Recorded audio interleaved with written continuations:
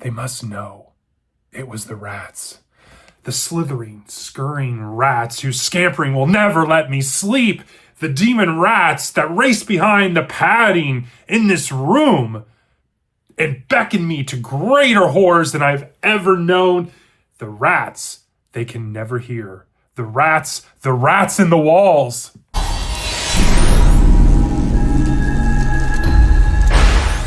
Welcome back to Kevin Toll Reads. I hope you enjoyed that intro. Definitely not going to quit my day job, but obviously my first of two short stories, it has to do with Lovecraft. Both short stories for this Saturday Shorts have to deal with kind of horror and dread. Obviously, I picked this up after around the Christmas time frame, and it is 20 Tales from Lovecraft. I picked this up at Barnes & Noble. It was published in 1991, but the actual story, which is The Rats in the Walls by Lovecraft, was written in 1923, but published in Weird Tales magazine in 1924. It's 16 pages in length. The summary, The Rats in the Walls, it's about a man who restores his ancestral home, the Exim Priory, and he does so only to uncover a dark and horrifying secret beneath it. The narrator of this tale, haunted by strange noises and scurrying rats and plagued by disturbing dreams, gradually uncovers a horrifying history of ancestral cannibalism and cult-like rituals tied to his ancient estate that has been passed down through the generations. As the narrator and a team that he enlists investigate below the house, they delve into the Priory's underground chambers and they discover a nightmarish primal world of human degradation. That's the summary of this thing. And it's epic. It is very epic. And so what makes it really good? Obviously the themes. I will say Lovecraft's writing, I'll just be blunt and honest, is really good. It's a lot like Howard. It's matter of fact. It's straight to the point. It doesn't really spend a lot of time on any one aspect of writing. It just keeps it moving. And it's very well done. His prose is really good. But there is a ton of themes here. There's atmospheric horror. There's the cosmic horror. There's the unknown. There's the past and the present colliding. You know, obviously the story has implications related to humanity and what can happen. But I've learned that this is also a story that's in a broader universe of Lovecraft's mythos and universe. And obviously I'm pretty green still on Lovecraft, but I am very excited to get a little deeper into that because it sounds right up my alley. I really like it when authors create their own kind of universe and stuff is loosely or directly connected. And so I'm interested. Another writer that I just want to drop everything and binge read, but I will show some restraint. Obviously, I like the story. I thought the climax was unnervingly good.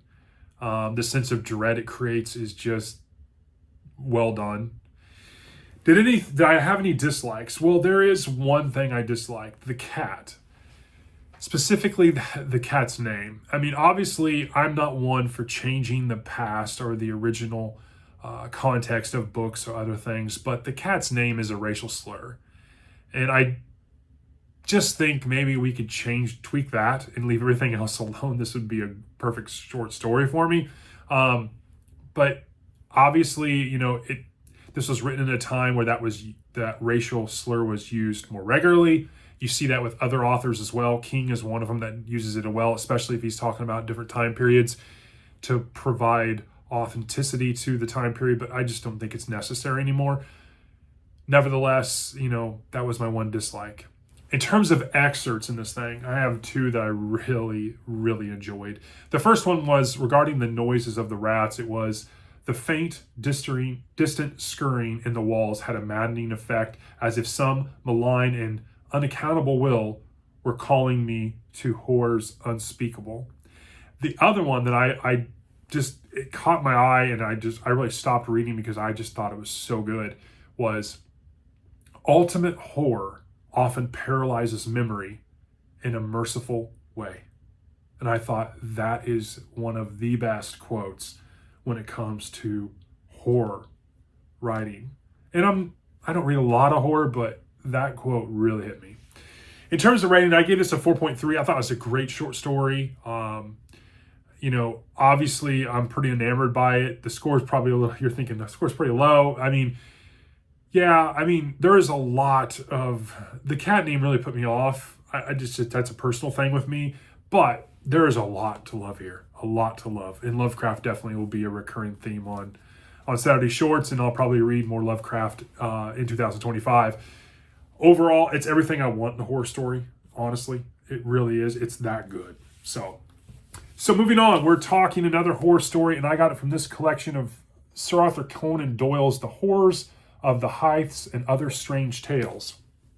And specifically, I'm talking the story, The Captain of the Pole Star. And this was this collection was published in 1992. I didn't get a feeling, I believe this was published, the story itself was published. Yeah, I struggled with finding the exact date it was published. I know it was 1890s. I think it's 1890. And so this particular story is 29 pages in length. It is a horror, mystery, suspense. The summary of this is The Captain of the Pole Star is a short story that blends kind of supernatural elements along with, realities of life aboard a whaling ship. And they're in the Arctic, which I thought the setting was really, really cool in this one. It's told through a diary perspective, and the diary is of Dr. John McAllister Ray. He's a young medical officer on a whaler called the Pole Star.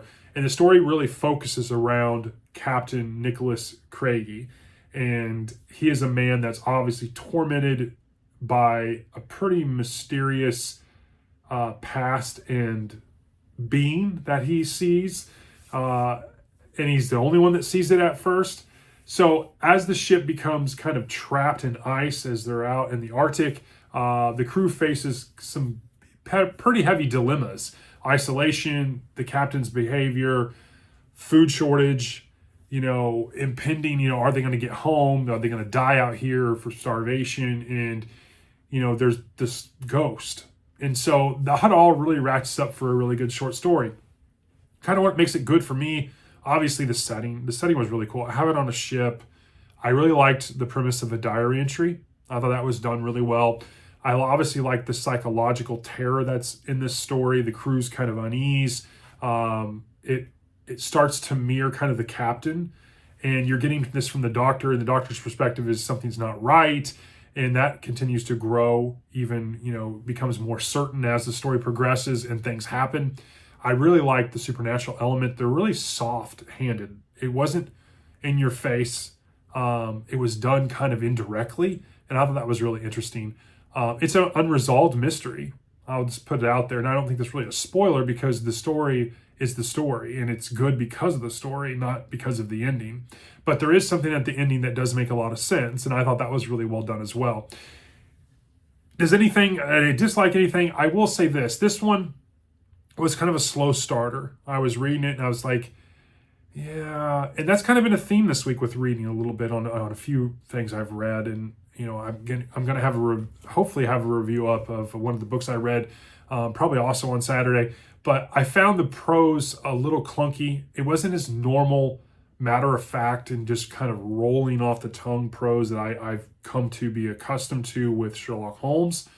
But yeah, I enjoyed it though.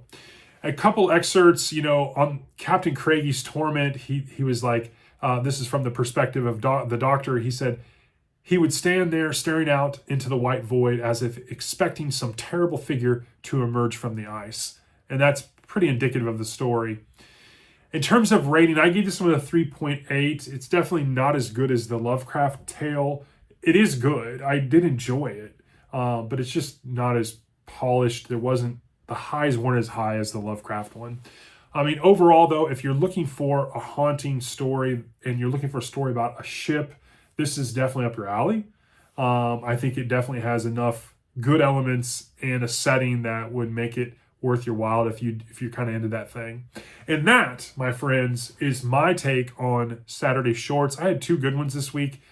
Sir Arthur Conan Doyle and H.P. Lovecraft, two tales of horror and suspense and supernatural. It was really good, a lot of fun.